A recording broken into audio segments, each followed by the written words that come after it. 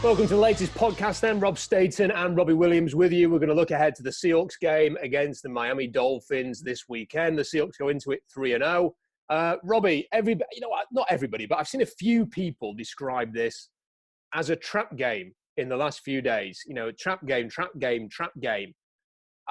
me, I don't know what you think. I don't see this as a trap game at all, because when I look at the last couple of games between the Seahawks and the Dolphins in 2012, the Seahawks went to Miami. They were rolling a little bit under Russell Wilson. You think they're going to end the season well. They did end the season very well. They lose 24-21. The teams meet again 4 years later. First game of the season, Miami coming in, no expectations. I think Adam Gase had just started there. Everybody's predicting a big Seahawks win. It takes a touchdown with about 7 seconds left of the game to win 12 points to 10. The games against these teams are always close. I don't think this is a bad Miami team. I've seen people say it's just Miami a few times on Twitter this week.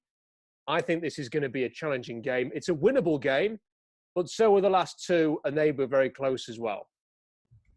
Well, I think the reason why people are calling it a trap game is probably for those reasons right there. We've played them super close, and this is a team, like if you look at Miami, this is not a bad Miami football team, but I mean, you don't think of a powerhouse. You don't think of Miami as a New England Patriots or even a Atlanta Falcons. Like, you don't see them as a winning franchise, really. So I think probably the reason why people are saying like, oh, this is a trap game is because they're worried that it's essentially that. This is a game that we should win. This is one of those games that we could lose because we underestimated Miami. But like you said, this is a good football team. I went back and I watched a little bit of their last game, and again, it was against Jacksonville. But man, they played really well. And I know they have some injuries though. Like, we've seemed to be catching up to the teams when they're having issues on the cornerback side. So like they're definitely injured on the cornerback side. So I could see Russ having a big game, but yeah, I could see why people would call it a trap game. I mean, honestly, I was one of those people originally. I was like, oh, I don't think Miami's all that good, but you go back there, they're not a bad football team, and they seem like they're well coached. And Ryan Fitzpatrick is one of those guys. He's a baller. He's a gamer. He comes out and he plays. I mean, he's not the best quarterback in the world, but he's not a quitter. So he's one of those guys who try to keep them in the game as much as possible. He could either be a real good thing for this Seahawks defense, or he could be their biggest nightmare, because he's the kind of guy that could come out, and we've seen it with the Seahawks so many times in the Carroll era. I'm thinking of the games against Case Keenum, or that time that Austin Davis started for the St. Louis Rams. And, quarterbacks like that, who've, weirdly had success even against the Legion of Boom era Seahawks. He could come in, you could see him throwing for another 400 yards, having a really big game. That is totally plausible with Ryan Fitzpatrick. On the other hand, we've also seen him have many games in his career where he'll chuck up 3 interceptions, or he will try and do a little bit too much, or he just has an absolute disaster. I remember when he was in Tampa Bay and he took over from Jameis Winston, and then he starts off quite well, and the team seems to be behind him, and then it implodes and he throws 5 interceptions in a game and he's benched again. So what Ryan Fitzpatrick are you going to get? Is it going to be the kind that really gives this defense a morale boost, gets them some turnovers, enables them to limit the damage a little bit this week? Or is it going to be the Ryan Fitzpatrick who puts on a masterclass, does all that Fitz magic stuff, and he's scrambling around and he's throwing it downfield and the improbable's happening, and it's going to be another frustrating game for the defense? Yeah, man, one thing I look for on this game is is this going to be a good game for our defense against Ryan Fitzpatrick? Who's going to show up? But I also look for a running game. Like, I know Carson, might not play due to injury, but from what I gathered, Miami has a hard time stopping the run. And so this could be a game where, we use the run to open up the pass this time instead. And you could see maybe, one of those games where Russ isn't putting up 400 yards, but he's, putting up 250 and, still a couple touchdowns, but our running game gets going. And I could see that being something that would play out this week.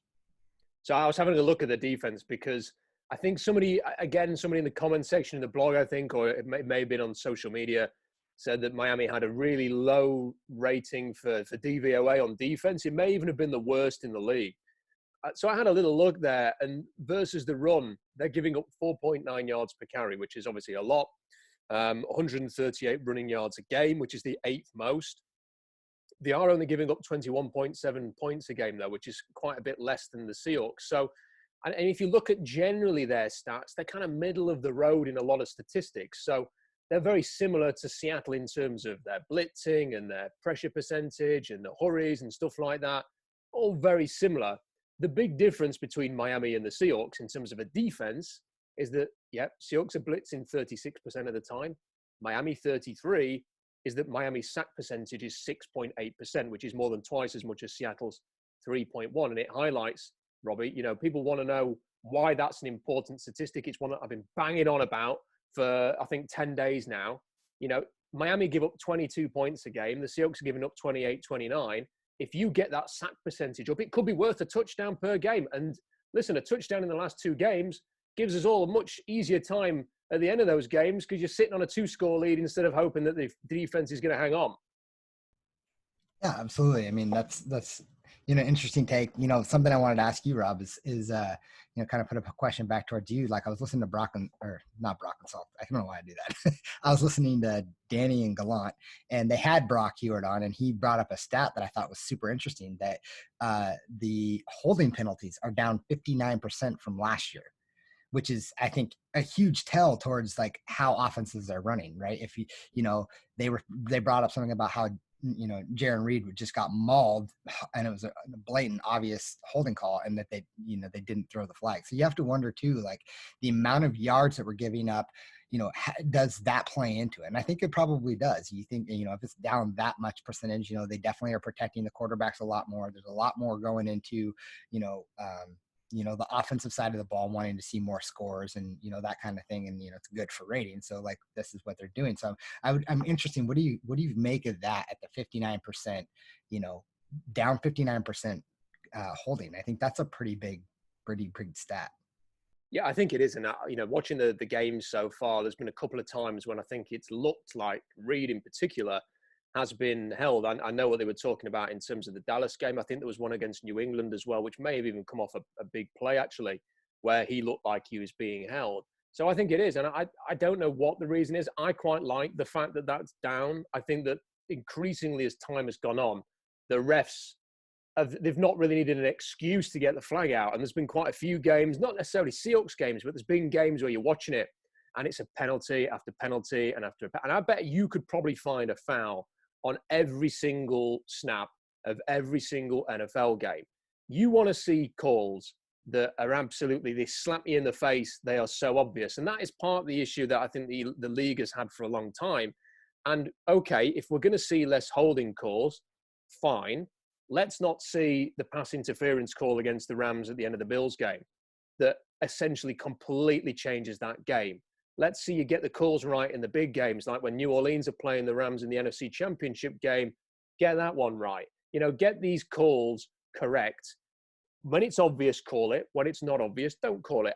I can live with that completely. I mean, the other thing is that I like the way that, I think against the Falcons in week 1, Seahawks DBs, there were a few plays where they could easily have been flagged for a hold or a pass interference, and they didn't throw it. And I thought, good. There was a couple of times where I think Jamal Adams got there a split second too early, didn't call it. I think Bobby hit somebody before, the ball had arrived, didn't call it. I'm happy with that. If it's a split second, let the defenders have a chance to make a play. If they're going to do that as well as the holding, that's fine.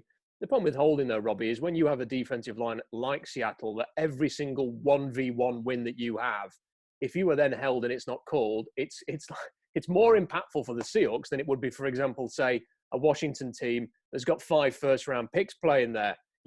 Every single one of those wins is precious for the Seahawks. If Reed gets held, you probably feel it twice as much as some other teams. Yeah, absolutely. And, it goes both ways. I'm sure we're holding to, and I was just curious what your thoughts were on, that stat and how it plays into our defensive line and those kind of things. And, I didn't actually see the play where Jaron Reed got held. So I have to go back and watch that. But yeah, I mean, I heard it this morning and just was curious to hear your thoughts on it. So I think, when I saw the Reed, this is the thing though, is I think in previous years, I would have been shouting at the TV when I saw the Reed hold, or, would have been posting something angrily about it in the instant reaction post. I think everything to do with the Seahawks defense, we'll part this for a bit and come back to it in a bit, but everything to do with it, I can just expect the worst now. So when a hold doesn't happen, I kind of go, yeah, well, the Seahawks are playing on defense. Bad things happen. it's just the way of the world right now. So I've kind of I just get happy when something doesn't go dreadfully wrong.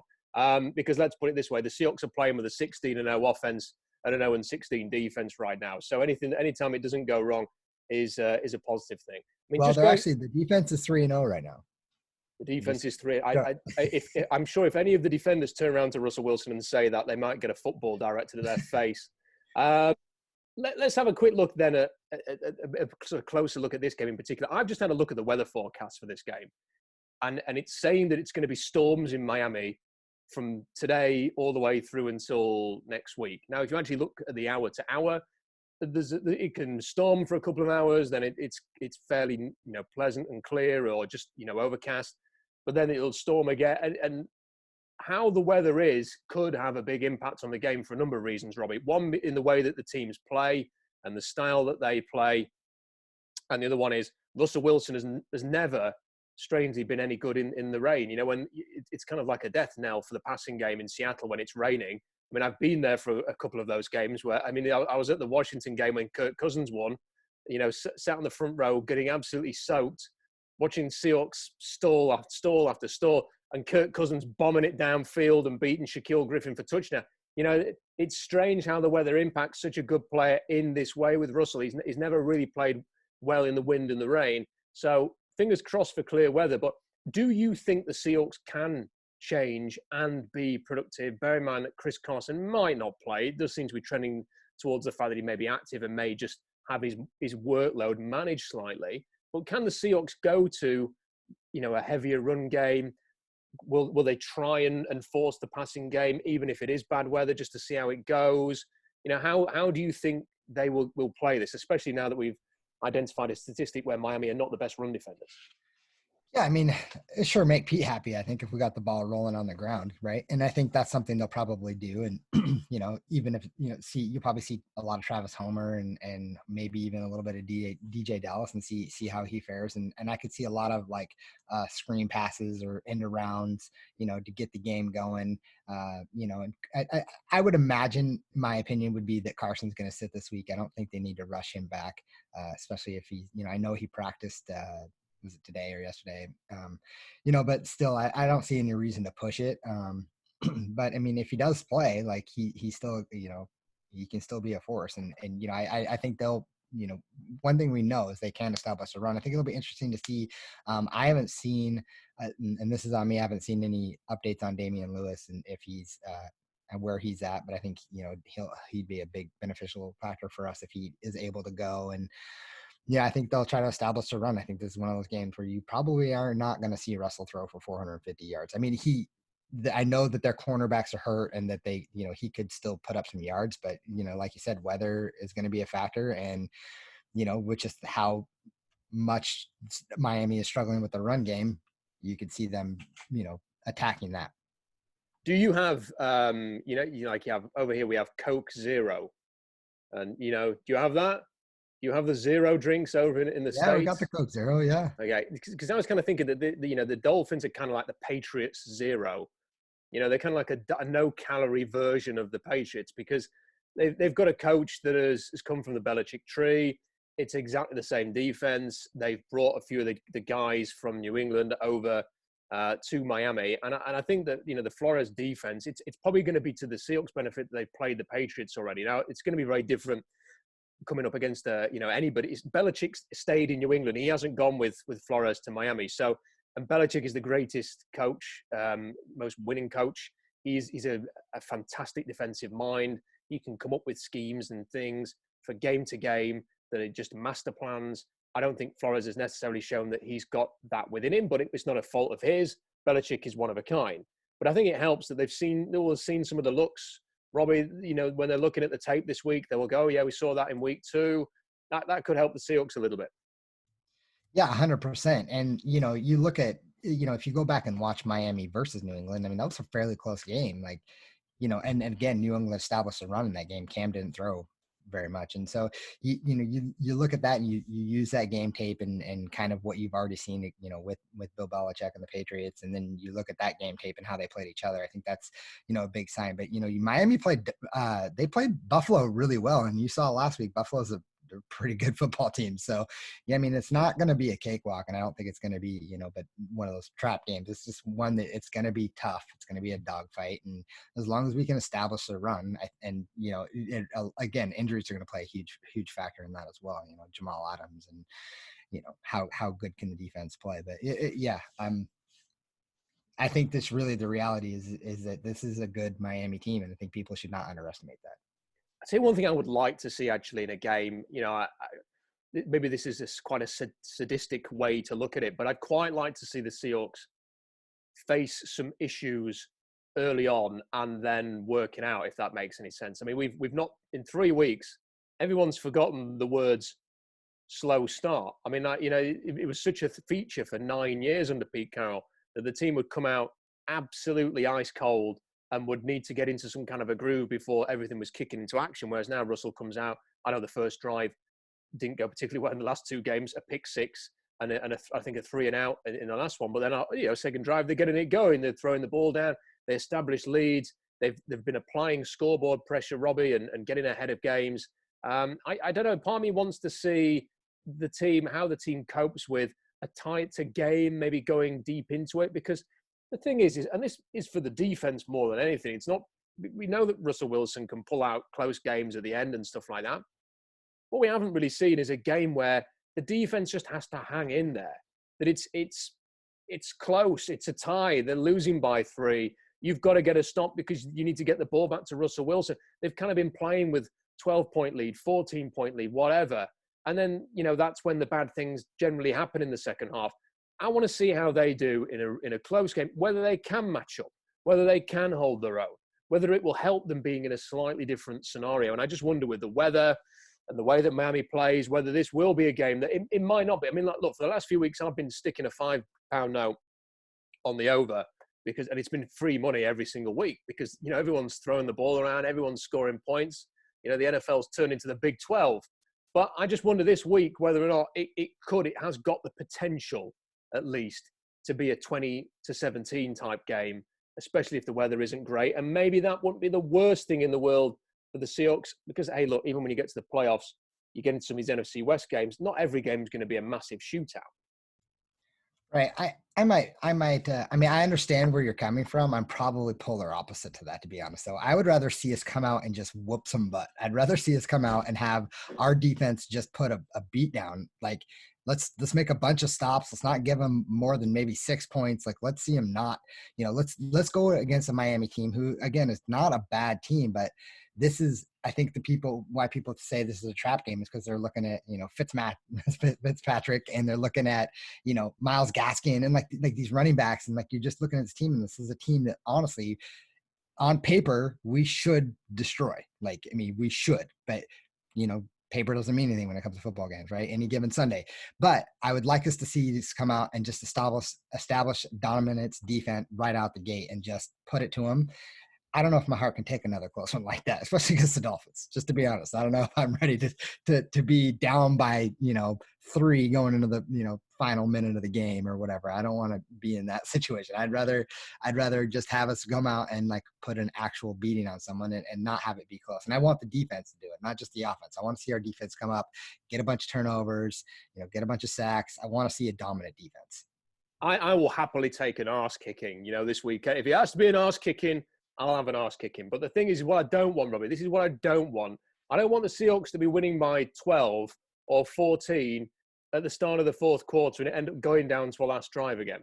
Either way, I either want a close game where the defense holds its own and they do enough and they get out of there with a win, or a blowout. That's fine. I don't want a game where the Seahawks look like they're going to blow the opponent out. They look like they're going to take control. They look like they're going to, sail to an easy victory, and then they somehow manage to make a game of it with the defense again. And then you're sort of hanging on there and Fitzpatrick's driving from his, 10-yard line and he's at the Seahawks 10 with 30 seconds to go. And can the defense pull one out again? Because eventually you're going to lose one of those games. Yeah, I mean, and to be fair, though, we did sort of have that last game. I mean, we had a lead, 30-15, and we gave up way too much. But, I mean, our defense had to hold its own at the end of the game. And it's one of the things that we talked about previously is, like, whatever you do, don't let Dak have the ball at the end of the game, right? Because we were worried that they were just going to come down and score. And our defense ended up holding their own. And mad kudos to them, because I think they did excellent. And especially on that, like when I went back and watched, I just watched the end of the game. I don't think I could stomach taking the whole thing. So I watched the end of the game just to see. And, we were getting some pressure with just 3 guys. And so I want to see a little bit more of that. I want to see us, not have to like generate blitzes just to generate it, so we can get some pressure. I want to see, a 4 or 3 man rush where we can get into the quarterback. And we did that this last drive. So I feel like the defense this last game, the last drive, I should say, not the whole game, obviously, but the last drive, at least, pin their ears back and let them have it. You should have watched the whole game, Robbie, because here's the thing: is what you've got to realize here is that on 2 of their touchdowns to get back into the game, one was a 93-yard drive that lasted 38 seconds, and one was a 75-yard drive which lasted 45. I mean, that's exactly why I couldn't watch it. In less than 90 seconds, you'd have seen it. No, that's why I couldn't watch it, man. I couldn't watch the whole thing. It was too stressful. So no, I wanted to watch the end though, because I wanted to see, because I felt like at the end, like I wasn't quite sure, but I felt like we were like making Dak uncomfortable at the end of the game and getting a little bit of pressure. And I did notice that, pushing 3, we were able to get a little bit of pressure when they had 5 or 4 blocking. So I found that interesting. I want to know why it was like at that moment they decided to pin their ears back and go after it. Do you know, I used to watch every single game back, pore over it a couple of times during the week, partly for the blog, but also because I partly like watching the Seahawks win. I mean, if they lost, I wouldn't do it. The wins, I would pore over them and watch them, and over and over again on Game Pass, the condensed version, and watch the highlights. I haven't done that for the last couple of years. I watch them back for preparing for a podcast, but I don't go to them as often. The only times that I have are the Niners game in Santa Clara last year, because it was such an enjoyable game and also a fantastic win, and the Rams game, which went down to the wire as well. But for some reason, I've just not. I don't know if other people feel this way. There's too many frustrating moments to relive, and there was last year as well. And at the moment, I'm sort of finding that. I do want to talk a bit about the defense, and I know that people are probably sick of talking about the defense or hearing about the defense or even reading about the defense if you're on the blog. But it is such an important point, because the Seahawks would be the number 1 team in the power rankings right now, Robbie, if they had a defense. And it's funny because the first 2 weeks of the season, I was sort of seeing power rankings and people were saying Russell Wilson's amazing, the Seahawks are like 2 or 3, and there was very little mention of the issues that were on the team.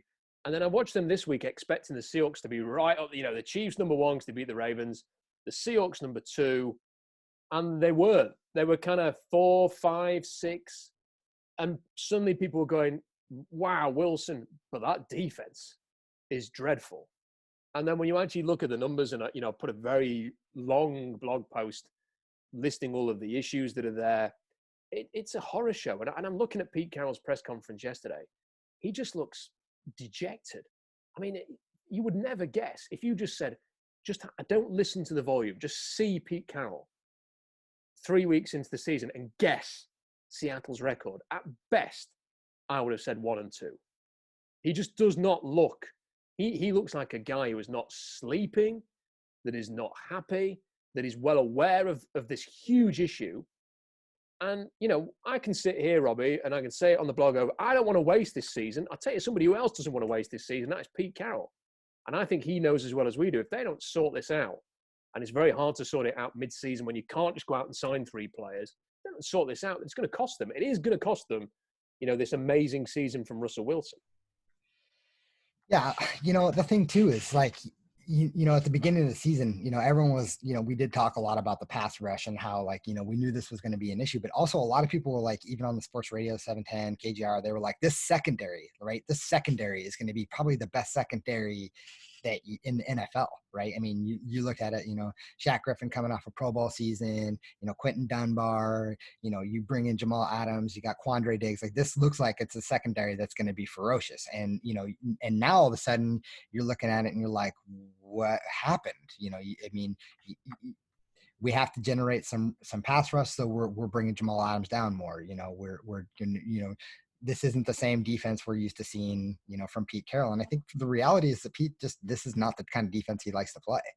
So he is, probably feeling like this is not the kind of style of football he likes to play. He also likes to run the ball more. Like, this is probably not for him, a very big change. And so, he's adjusting to that. And I don't know. I mean, I saw the press conference and I definitely saw, man, he looks tired. Like, he definitely looks tired. And, I saw somebody say, and, in the comment section was like, oh, this is probably his last year. And no, we were talking about his extension. Like, this is not it. Like, you said he looks at it in 5-year chunks, and like, he's going to go another 3 or 4 for sure. So I don't think this is it. I just don't think this is what he expected as far as, the defense. And, he's probably trying to figure out a way to fix it. And I like the 2 signings that we did this week. I mean, Damaris Randall, I feel like I'm surprised he was still out there. For me, he's right below. I mean, he's not Earl level, but he's, he was one of the top 3, remaining safeties available. And then Tim Williams, like, I remember people coming out were comparing him, like he had Camille, what was his name? Mack from Chicago. They were like, oh, he's got some tendencies like him. And like Khalil Mack, there it is. Clearly he doesn't, but like they said, he had some of those kind of tendencies. And so, like, I mean, anything to like help us get further. Like, I don't mind churning the tires. I mean, long time ago, when Pete Carroll first came back and he brought back Mike Williams at wide receiver and everyone thought he was done, all of a sudden he was playing pretty well. So who knows, maybe they can develop something out of him and he can generate some pass rush or whatever the case might be. So I like the fact that they're going out and starting to try to bring some other guys in to help out. It's interesting about Snacks, right? Like, what was that all about? Like, I thought he was in, and then all of a sudden it was like, oh, now he's going through the COVID tested just so he can come take a visit. Like, why? Like, that didn't make any sense. How could Tim Williams and the other guy? The whole thing is strange. I mean, this is a guy who he was retiring. Then before the season, he's deciding whether he's going to sit the season out because of COVID. A few weeks go by, then all of a sudden, out of nowhere, there's this, oh, he's visiting the Seahawks next week. And you kind of think, well, why don't you visit them this week? Why don't you just get the ball rolling this week and then you could sign next week? And then you find out, well, no, he's not even doing that. He's not even signing. He's not even coming in next week. He's coming in the week after. It's like, well, what is he got some plans until December? Has he got a box set to finish? Is there something he's watching? I mean, a part of me did wonder, is he just trying to get down from 380 pounds? Is he trying to lose some of the snack weight that he's put on over the last few months? Not doing a training camp or anything. I don't know. It just seems straight. I don't think they need him. I mean, like, you're watching this team. The last thing they need is a big run-stuffing defensive tackle. I mean, they could do with another guy in the rotation. I get that. But the Seahawks have got about $7 million to spend. They could easily get that up a bit higher if they wanted to. I'd almost rather say, save the money, and if you need to go on, if there's a chance, we're not that far away. I think we're a month away from the trade deadline now. We're in the next 3 weeks.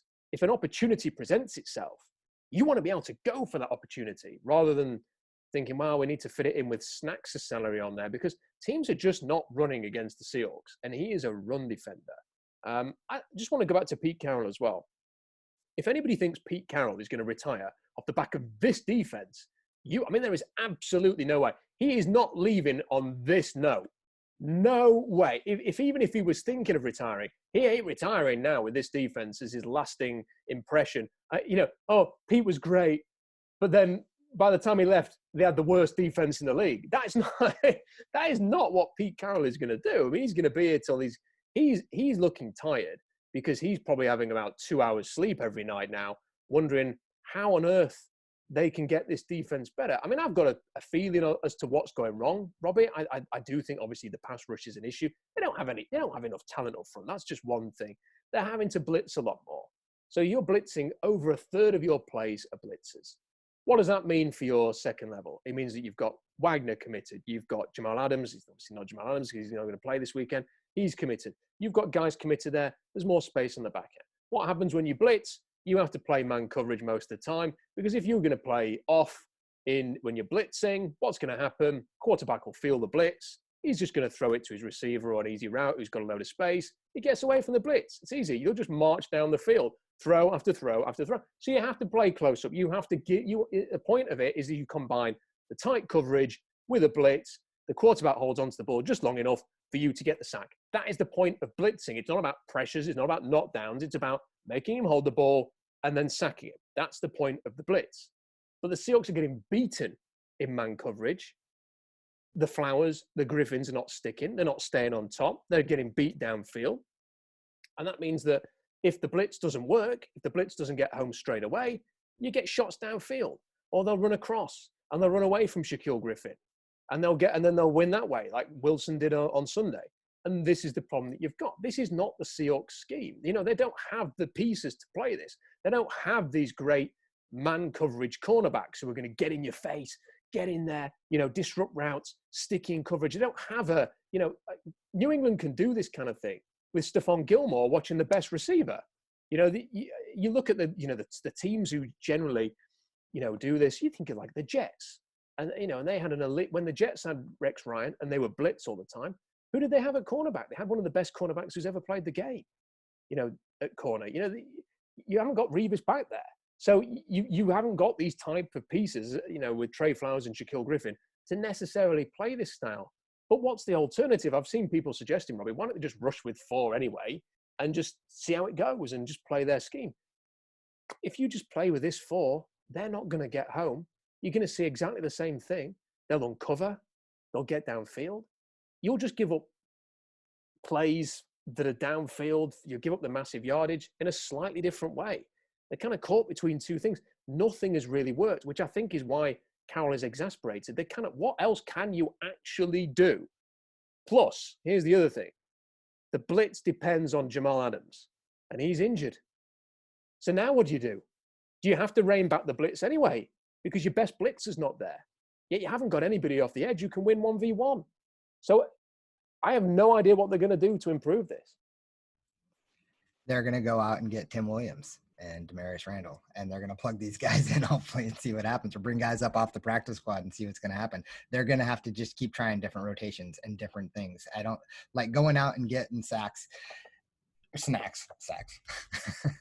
Going out and getting snacks hopefully would provide some from sacks. But yeah, I mean, they're going to have to get a defensive line rotation going. And I feel like this is where, you know, going out and getting him would help be beneficial. Like you said, you can generate enough cap space if you needed to. Plus it's he's not going to be guaranteed contract, right? So like he's a veteran signing after the first week. You know, if a trade comes available, we could always cut him and go out and make the trade that we need to. I don't think it's going to be dependent on, you know, his salary. But, you know, if you need him for right now, so you can, you know, give, you know, Jaron Reed a little bit of a break so he can come in and when we need him to actually push the pocket and see what he can do, you know, maybe that's where he's going to be beneficial. But yeah, I mean, I don't know where it's going to come from. They're just going to have to go out and keep trying, bring these guys in, getting them up to speed and seeing what happens. They're going to have to keep playing Alton Robinson and Shaquille Griffin or Shaquem Griffin and getting those guys and see if they can do anything, because this is about the only thing you can do at this point. Yeah, I think the only hope, maybe 2020, this weird year, the way the NFL economy is maybe there will be, you know, one answer, and I've talked about this on the blog, and I think it's the only thing you can kind of hope for, Robbie, is the fact that you have a very serious and real threat that the cap space is going to go down next year to 176 million. Now, with the Titans having these positive tests and it massively impacting the schedule already, just 3 weeks in, I cannot imagine a scenario where you see a whole boatload of fans coming into stadiums. I think a lot of the stadiums are going to be fanless all season. I wouldn't be surprised if the Seahawks are one of those, or if there's very minimal fans coming in. So the opportunity for the NFL economy to repair itself just isn't there. You know, the case of, well, maybe the cap won't lower much or won't lower at all was kind of dependent on fans being back in quickly, 4 weeks in, 5 weeks into the season. I don't think that's going to happen. So it's an increasing chance that the cap goes down to 176 million. So let's provide this silver lining, because I've just painted a very negative picture there as to what the defense is doing, and I don't have an answer. I don't think Pete Carroll has an answer to what they can do here, which is why he's looking so stressed. But when you actually look at the teams who are in really bad cap situations for next year, so the Saints, for example, as things stand, will be $78 million over the cap next year if it goes down to 176 million. Now, here's the thing. if you wait until the start of the league year to get into that situation, any players that you trade or cut, you take on the dead money in 2021. So if you are going to do anything and eat cap space now to get under the cap for next year, you have to trade or cut those guys in this sort of calendar year. What you ideally want to do, let's just use Fletcher Cox at Philadelphia, for example. His salary, his cap hit is like 21, 22 million, Robbie. His dead hit is 26 million. So it's about the same. You're only taking on an extra 4 million to trade or cut him. But if you do that this year, you instantly wipe off about 20, 30 million off your cap space for next year, which is what they need to do, the Eagles. But if you do it next year, you're carrying that 30 million. The dead cap follows you to next year. So I actually think what you're going to get, Saints are 78 million over. They're 1-2. What if they end up 1-4? What if they end up in 1-5? And it's unlikely it's the Saints, but let's just say, who thought they'd be 1-2? The Eagles are 0-2-1, I think. I think that's right. And they're playing the Niners this weekend, and then I think they play the Steelers and the Ravens. They could be winless 4, 5, 6 weeks into this season and looking at the prospects of a major rebuild. They're $66 million over the cap hit for next year. The Falcons are 0-3, 25 million over.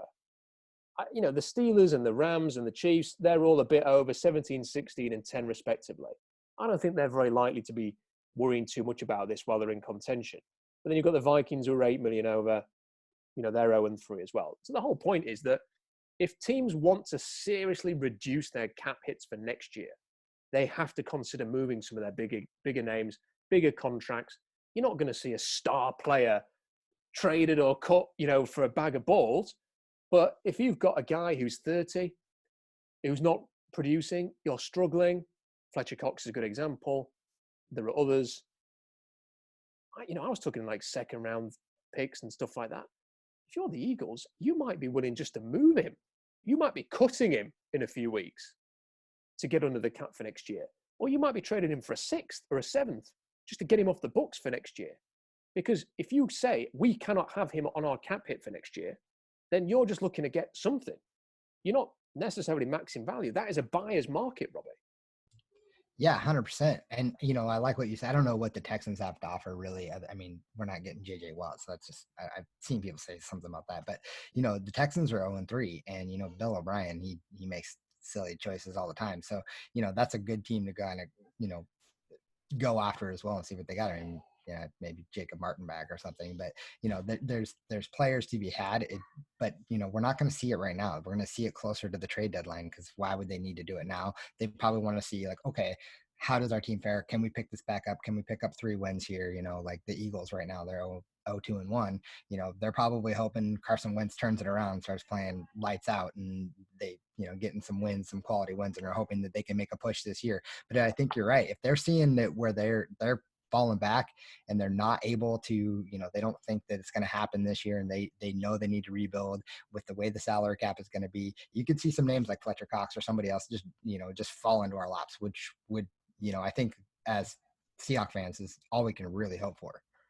Yeah, and I think that, if you are hoping for that, I mean, it doesn't have to be necessarily Fletcher Cox. It could be a Brandon Graham, for example, or, I don't think Derek Barnett would really be worth their while. He's one of their lowest cap hits, and, he's perhaps a player that I think his dead hits in 0 next year. So if they really wanted to trade him, they could probably do that next year. But if you were hoping for a Fletcher Cox to come in, or like say a Brandon Graham, what you want to do is root for the Dallas Cowboys for the next few weeks, because what you need is the Eagles to fall well out of contention, even in the NFC least.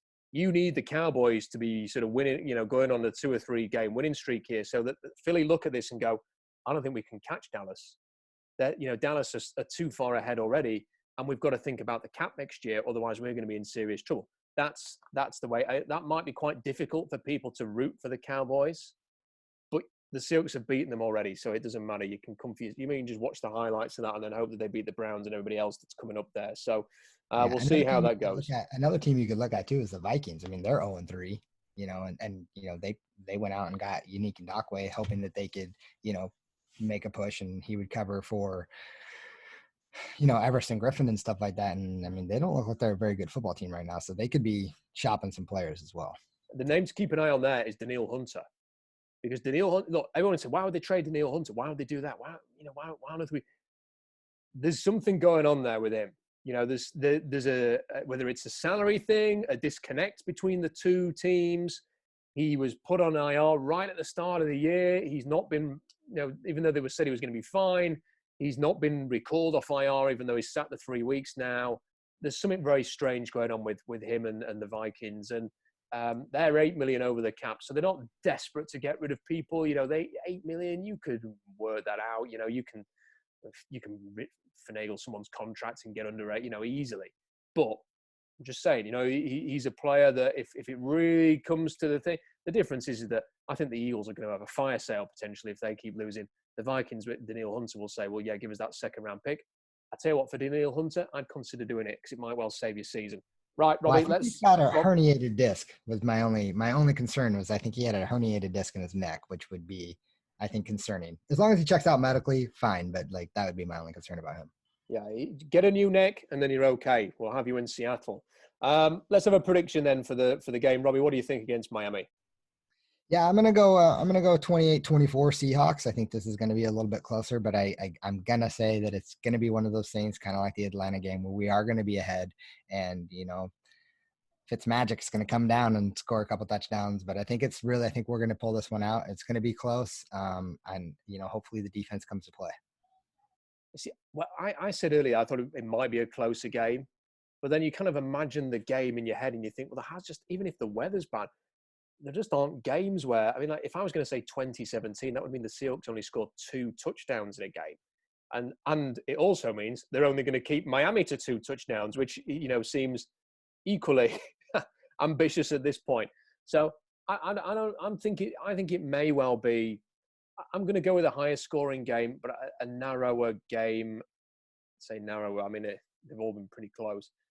I think I'm going to go 30-27 to Seattle, but I genuinely think this is going to be a harder game than people think. And I wouldn't be surprised if, the Seahawks have played with fire the last 2 weeks. And I wouldn't, if they do it again, they might well get burned this week, Robbie. But I'm going to go with 30-27. So I think we've the only difference in our predictions so far is that you said they'd beat Atlanta and I said they would lose. So you still claim that 1 game lead over me at the minute. But we can, if we keep saying the same thing, there's not going to be a change there, is there? One of these weeks, I'm going to have to mix it up a little bit. Fine. That's fine with me. Well, thank you again, Robbie. Loving the hat. We get more mentions about the hats than we do about the podcast, actually. So I got a lot of them. Looking good there, looking good. And I'm sure your backdrop's going to provide plenty of luck as well this weekend against the Miami Dolphins. Right, we'll be back right after the game. Early start means I don't have to do it at 5 o'clock in the morning, which is great. Early kickoff time in that one against the Dolphins. Fingers crossed that the Seahawks get to 4-0 and they can beat the Vikings and get into that bye with a nice unbeaten record. That would be nice for a change. They weren't even unbeaten at that point in 2013. So let's see if they can keep this run going, and let's hope the defense can play a little bit better this weekend as well. Head over to SeahawksDraftBlog.com for further analysis on this game, the defense, draft picks, everything like that. Good comment section there as well. Join in. Please share and like the video. Spread the word about the podcast. Keep listening. Let us know what you like about it. Let us know what you think about the podcast. Give us your predictions as well in the comment section. And we'll see you after the game.